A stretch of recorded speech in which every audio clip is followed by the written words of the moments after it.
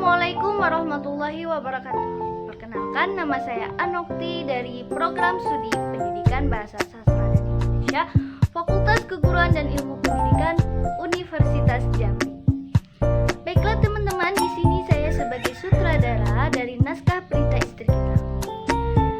Di sini saya akan memperlihatkan hasil penyutradaraan saya mengenai drama dari naskah Pelita Istri Kita yang diperankan oleh aktor yaitu saudari Erika Nurmalia. Semoga menghibur teman-teman. Selamat menyaksikan. Selalu membayang-bayangkan hidup ini.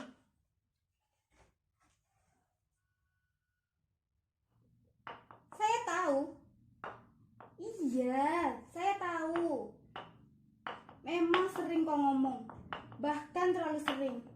Hidup ini bukan untuk dibayang-bayangkan. Hidup ini bukan untuk diimpi-impikan. Hidup ini untuk dijalani, untuk disaksikan, dirasakan, dan dilihat dengan mata. Iya, saya tahu. Tapi itu urusan saya. Kau dengar? Congek. Siapapun tidak berhak menghalangi saya mengenang atau membayangkan hidung si Beni Dewo itu.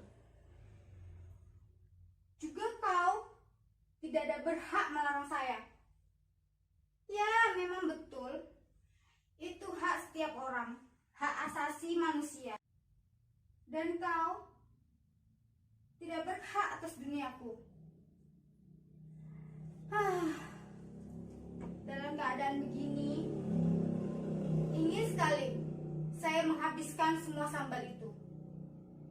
Ya, saya tahu sambal itu merangsang nafsu makan. Tapi tanpa sambal pun saya bisa menghabiskan semua nasi itu. Setiap siang di meja ini selalu ada sambal. Cuma sebulan semenjak saya menikah selama 2 tahun lebih dengan Mas Broto, bisa makan agak lumayan. Bahkan tidak genap sebulan, 23 hari. Itu bulan pertama saya seranjang dengan Mas Broto. Mungkin saudara-saudara tidak percaya. Lihat, tempe cuma 5 kerat. 5 keratnya lagi saya simpan untuk nanti malam. Sayur bening daun bayam masih agak lumayan. Jika sudah tanggal 20, makan sayur daun singkong bukan mustahil. Dia mengajar dari pagi sampai siang, dari siang sampai malam. Malamnya terpaksa ia ambil kursus untuk bisa beranjak dari nasib buruk ini. Dulu saya bayangkan betapa indahnya hidup saya. Bangun pagi, menyiapkan sarapan, menunggu dengan hati berdebar-debar kepulangan suami dari mengajar, makan siang bersama Mas Broto, mandi bersama Mas Broto, dan akhirnya tidur dalam pelukan Mas Broto. Alangkah menggelikannya waktu Mas Broto menyatakan cintanya pada saya. Saya ingat betul, di pasar malam, di tengah keramaian, dia berkata, "Jeng," kata pertama yang dia ucapkan. Dia mengatakannya sambil menelan ludah.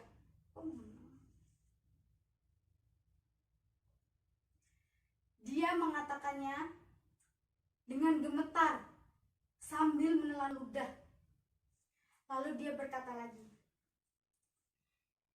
"Jeng, kau sangat manis malam ini." Gemetar saya. Tapi saya goda dia. Masa iya, Mas? Makin gemetar dia. Udara dari bulu hidungnya mendesah keras. Lalu dia berkata, "Saya serius, Jeng. Saya mencintai kamu." Merinding saya karena dia berbicara terlalu dekat dengan telinga saya. Rujak ulo. Mati radio itu. Biarkan saja. Radio itu punya tetangga, bukan punya kami. Buru-buru radio, baju saja sudah alhamdulillah. Sebenarnya bisa saja Mas Broto memberi radio, tapi dia pengecut yang sukar diampuni.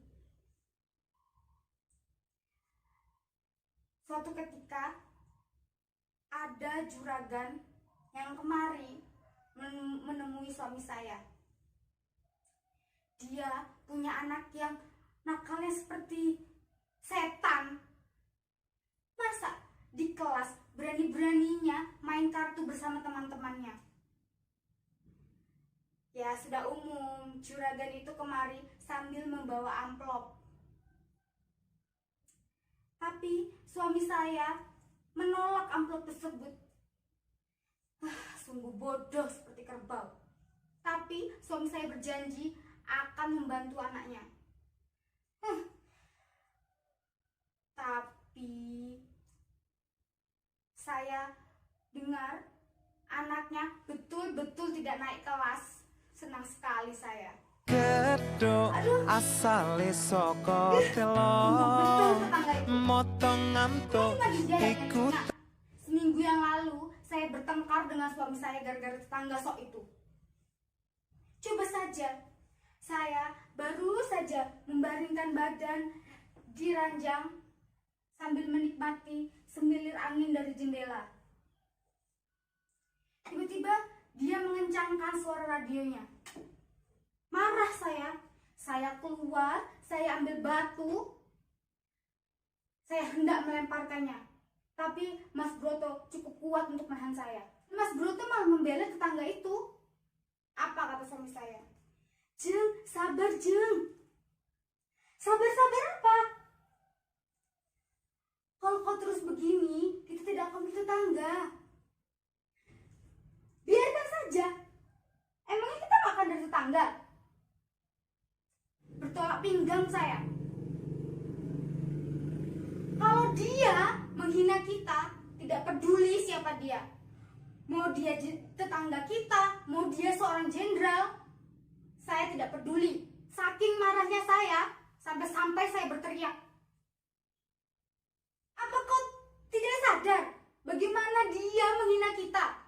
Dengan baju-baju barunya, dengan perhiasan-perhiasannya, apalagi saat dia memasang gigi emas itu. Dia selalu tersenyum dan bertengger di jendela rumahnya. Apa kata suami saya? Itu bukan penghinaan, Jeng. Bukan penghinaan matamu. Melotot mata saya. Itu kemurahan hati, Jeng, agar kita dapat menikmati radionya juga. Oh, memang batu, tidak punya perasaan. Lalu menangis saya. Dan apa kalian tahu apa yang suami saya kerjakan? Saya meliriknya diam-diam. Dia tertidur sambil mendekur.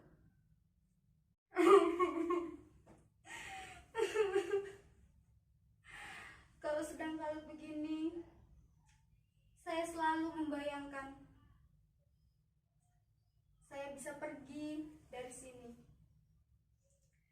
Dulu saya bayangkan betapa nyamannya tidur bersama Mas Broto.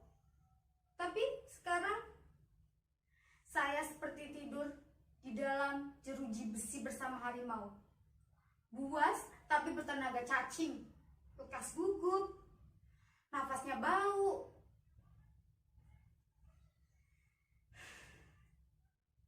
Sudah sering sekali saya ludahi album foto dia.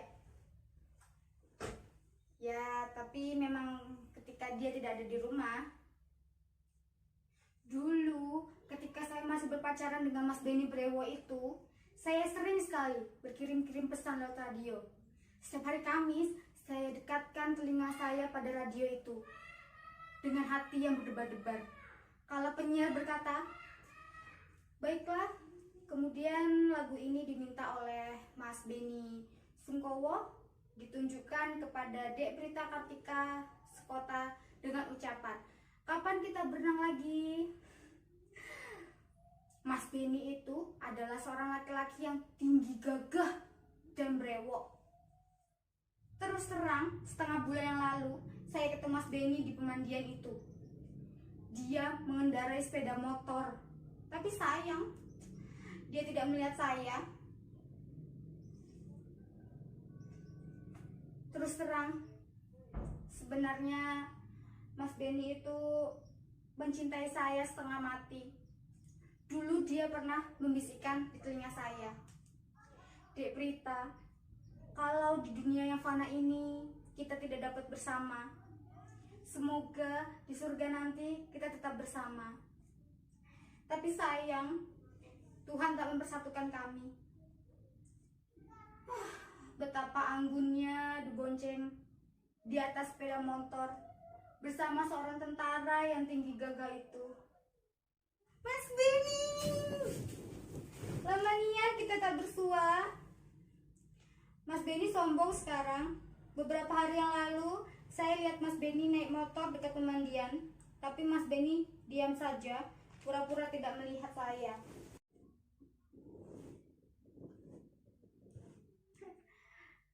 Mengapa segan-segan, Mas? Suami saya belum pulang. Masih agak lama dia baru pulang. Sekarang kau nampak gagal, Mas. Tapi kau tega, Mas. Kau tega. Kenapa kau tidak merebut aku dari Mas Broto? Kau tega membiarkan aku makan sambal tiap hari. Kau tega membiarkan aku makan sayur bayam dan sayur daun singkong tiap hari.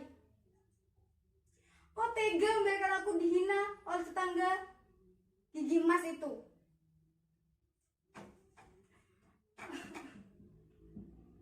Kau tega, Mas. Apa? Minggat ke Jakarta, Mas. Pakaian bagus, ranjang bagus, meja makan yang penuh dengan makanan lezat, kamar yang penuh dengan wangian, sungguh nirwana. Kenapa mesti bulan depan sih, Mas? Apa kau tega membiarkan aku makan sambal setiap bulan? Sekarang tidak ada seorang pun yang dapat melarang saya. Keputusan saya sudah bulat. Jangan pedulikan. Dulu memang bapak saya punya hak atas saya, tapi sekarang tidak lagi. Sekarang saya milik kamu, Mas. Kenapa kau diam saja, Mas? Hilangkah sudah semangat kesnomu itu?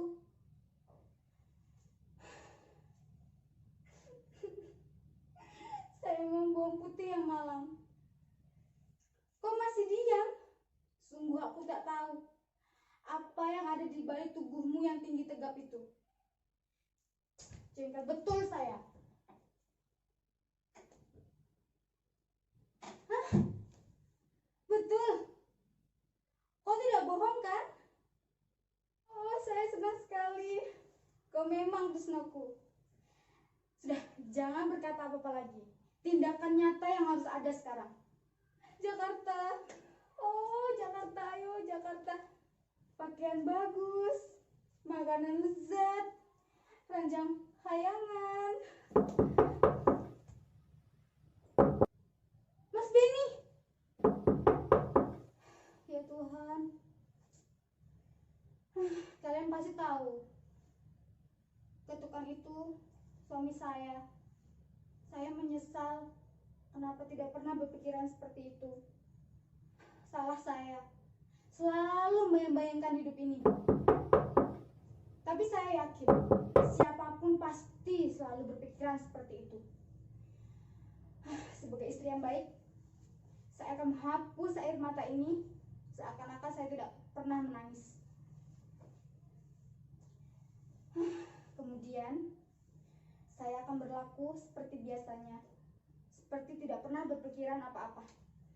Saya akan menyambut suami saya dengan manis dan mesra.